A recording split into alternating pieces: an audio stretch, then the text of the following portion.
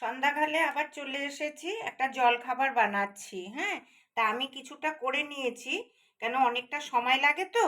তোমরাও অনেক সময় হয়তো ভাবো যে এতখানি সময় কি করে দেখবো, এই জন্য আমি আগের থেকেই নিয়েছি। এখানে আমি আজকে একটু আলুর দিয়ে একটা চিজ বল বানিয়ে দেখাচ্ছি। এই যে আমি এখানে আলু একটু সেদ্ধ করে ম্যাশ করে নিয়েছি, তার সঙ্গে আমি একটু সুজি আর একটু ময়দা মেখে তেল দিয়ে ময়াম দিয়ে রেখে এইবার আমি এগুলোকে একটু হাতটা আমার বিচ্ছিরি লাগছে দেখতে, যাই হোক এবার এগুলোকে আমি গোল গোল করছি। দেখো কেটে কেটে নিয়েছি, ভেতরে চিজ ঢোকানো আছে। হ্যাঁ এবার এটাতে ভেতরে চিজ ঢোকানো হয়ে গেছে। আর এই যে এটাতে আমি চিজ ঢোকাচ্ছি, দেখো অল্প অল্প করে দিচ্ছ, তাই তো? আমি অল্প অল্প করে দিচ্ছি, প্রথম দিন বানাচ্ছি তো, ট্রাই করছি। মেয়ে এসেছে, খেতে চাইছে, এখন কি খাবে, এটা খাবে, বলছে বেগুনি করে দাও। আমি বেগুন খেলে আমার চুলকাচ্ছে, আমি না খেলে আবার ওরা খাবে না, তা এটা খারাপ লাগে, ওই জন্য বললাম ঠিক আছে আমি করছি। দেখো বন্ধুরা, এগুলোকে আমি জলে বয়েল করে নিলাম। এটার ভেতরে যা যা ঢুকিয়েছি তোমরা তো দেখেছো। এটার মধ্যে আমি আমার যে মশলা বানাই সেই মশলাটা দিয়েছি, নুন দিয়েছি, সামান্য চিনি দিয়েছি আর জোয়ান দিয়েছি। হ্যাঁ, এবার মেয়ে বলছে আমাকে দুটো ভেজে দাও, এই জন্য দুটো ভেজে দিচ্ছি। ওকে, এই দেখো, আর ভাজা সেদ্ধ করার পরে কি সুন্দর জিনিসটা ফুলে গেছে। আমি আজকে অল্প করলাম, প্রথম দিন করলাম, ট্রাই করছি আমরা একটু। হ্যাঁ ট্রাই করছি। তা মেয়ে বলছে এটা খাবো ওটা খাবো, দাঁড়া তোকে করে দিচ্ছি। তাই জন্য মেয়েকে আবার দুটো ভেজে দিচ্ছি। আমি একটা কেটেছি, এই যে দেখো চিজটা গলে একদম সুন্দর। এই দেখো দেখো দেখো, আমার মেয়ের তো এখনই লোল পড়ে যাচ্ছে। এবার দেখো এখানে আমি একটুখানি সস দিয়ে দিচ্ছি, এই সস দিয়ে ও খাবে।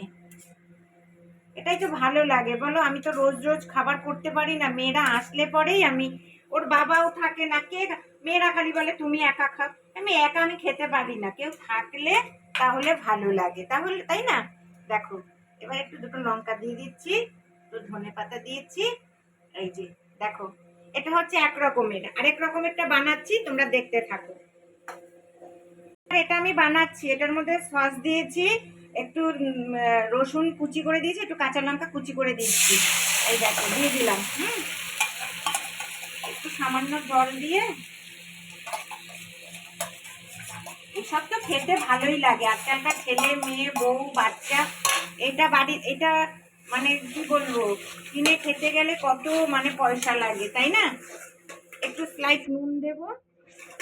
বন্ধুরা এই যে হয়ে এসছে, এবার এই যে আমি মশলাটা আদা ভাজা করে তারপরে একটু থেতো করে রেখে সেই মশলাটা একটু দিয়ে দিচ্ছি। এখন একটু দেবো, আবার একটু পরেও দেবো। এবার চিজ বলগুলো দিয়ে দিচ্ছি। দেখো ও, দেখো এবার এইগুলো ভেতর দিয়ে দাও। দেখেছো, না না থাক থাক থাক, এগুলো দেবো না, না ওটা আলাদা থাক, এটা আলাদা থাক। একটু এবার হবে, আর একটুখানি হোক, তারপর একটুখানি কিছুটা দিয়ে দাও। এবার আবার একটু মশলা দিয়ে দিচ্ছি। দেখো এই দেখ মশলার গন্ধটা শোক।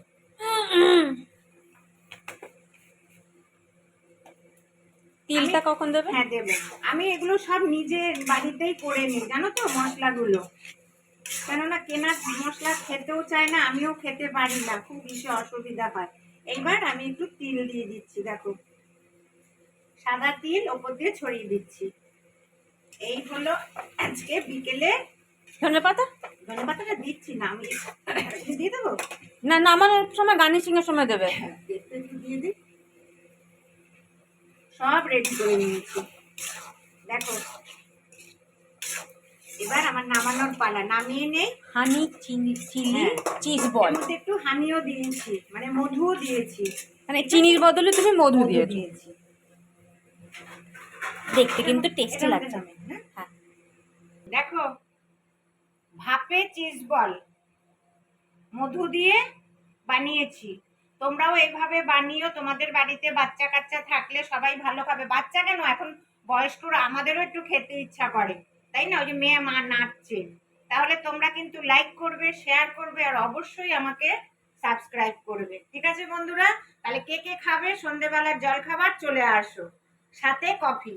ঠিক আছে, তাহলে রাখছি। কফিও আছে, কোল্ড ড্রিঙ্কসও হ্যাঁ, আছে। কফিও আছে, কোল্ড ড্রিঙ্কসও আছে। ঠিক আছে, তাহলে রাখছি বন্ধুরা, আসো।